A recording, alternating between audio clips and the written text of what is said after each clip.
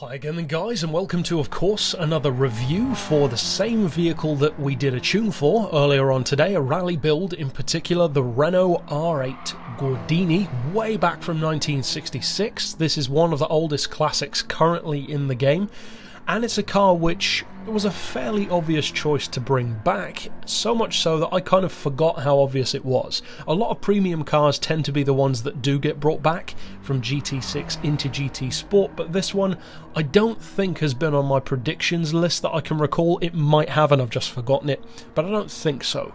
Now, as I've mentioned a couple of times, I even said it in my tune earlier on today, this has never been one of my favourite classics. I am a Renault fan overall. I like a lot of their performance cars, of course the Espace F1 from Gran Turismo 2, the Renault Megane R26 is probably my favourite hatchback, or hot hatch, of all time, and a number of others are very nice as well. This one though, just never really did it for me. I get why people like it, it's got kind of a Triumph Dolomite Sprint kind of look to it, but for me I would choose something like the Triumph over this any day. However, what this car can now do, and how it now feels, more specifically, I would say definitely makes it infinitely better than it ever was in GT6. Now for one thing, if I recall correctly, I don't think you could actually paint this car, like at all. It was just blue. I may be wrong, but I don't think that was, or I think that was the case. Now of course you can apply liveries, you can make it look like a rally car, like a taxi, like a sleeper, whatever you want. And yet so many of us still keep it in blue, which is kind of ironic. But in terms of performance, it's one of those vehicles, and this is sort of a running theme of this pack in fact, that can do more than its raw spec would lead you to believe. In a very similar way to the A86 in particular, but also even to something like the Porsche 962, which is faster and better than those raw numbers might suggest, at least in the game. Now this one, for instance, it's barely got more power than a modern day Fiat Panda, the 100 HP. It has 101 brake horsepower from a 1.3 litre rear, of course, rear mounted engine, rear wheel drive, very interesting, relatively unique layout. France is kind of known for doing these more experimental, you could say oddball layouts in their cars. Not that rear engine rear wheel drive is oddball, but you know what I mean. They tend to think more outside the box when it comes to drivetrain and even transmission options, stuff like that for their vehicles, especially way back in the day. There are a lot of weird and wacky creations out there, and in terms of torque, it's pretty small. It's got 86 pound-feet, so it's not exactly the thumpiest thing around. Thankfully though, it doesn't have a huge amount of weight to lug around, either on or off-road, because it weighs the same as the Porsche, 850 kilos, almost a full 100 kilos lighter than the Sprinter Truno, which isn't exactly heavy to begin with. So what can this car do now that it couldn't before? Why am I saying that it's better?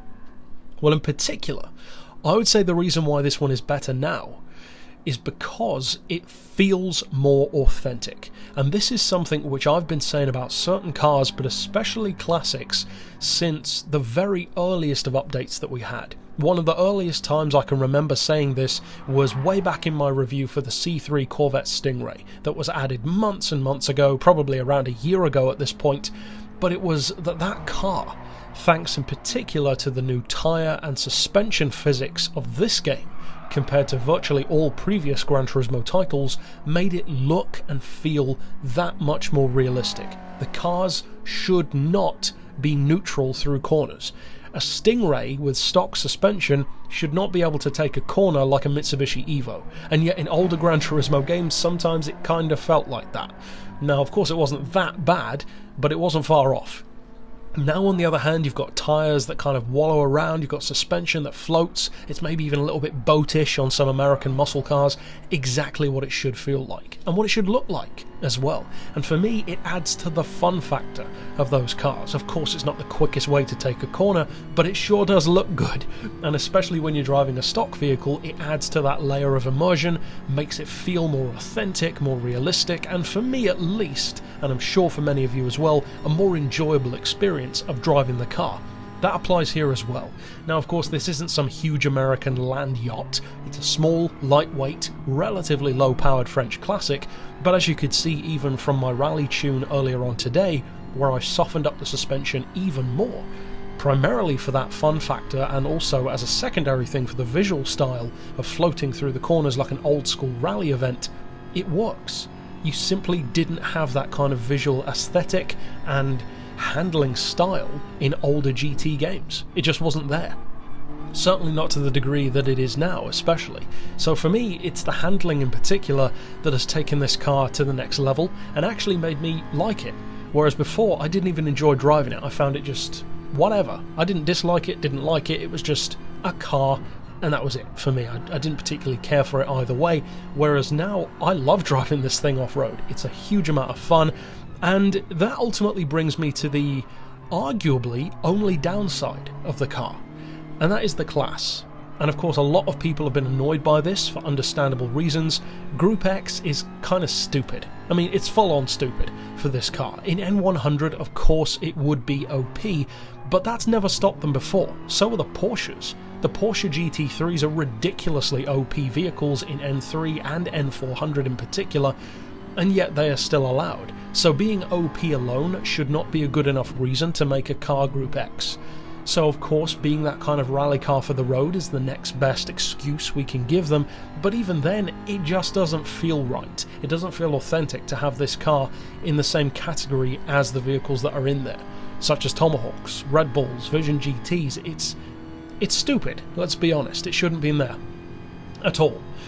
But you can use it. Of course, you can use it in public lobbies, you can use it in some of the nostalgic events, probably a couple of other places too, so it's not completely useless, but it's close.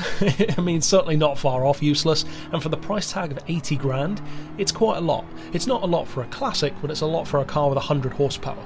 So this is one of those occasions, and you have plenty of these in Gran Turismo, I would say more so than in Forza, where it's a car that's so niched and so oddball and so specialised that you should buy it first and foremost if you like the idea of driving the car and owning the car, not winning races in the car, because there are certain vehicles that you can do that. You don't even have to like it, you can just buy it and win everything. They're OP, like the Porsches that I mentioned earlier. You don't need to like them to be able to win in them. They're just good. Or a Nissan GTR or a Mitsubishi Evo, they're perfect examples. This is not like that. This is a car that you should buy if you like the look of it, you like the style, you want to see what it performs like, and you maybe enjoy just driving in lobbies, off-road, or on your own to enjoy rallying.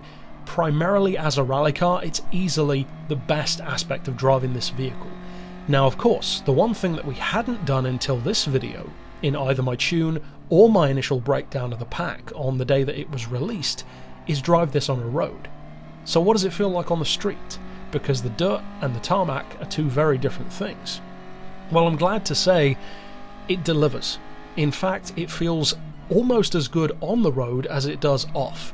This thing is fantastic through corners, and that is something which I don't recall being the case in GT6. I found it to be okay, but not particularly good even. I'm sure there were people who did like it through corners, but I was never one of them, whereas now, this is easily one of the most pleasant cars through corners, especially classics, that are currently in the game.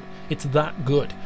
The centre of gravity feels very low, despite the fact that it's not like a full-on traditional race car or a low-slung sports car. It carries that tiny amount of weight very well. It does a huge amount with the power that it's given, and for that I have to respect it.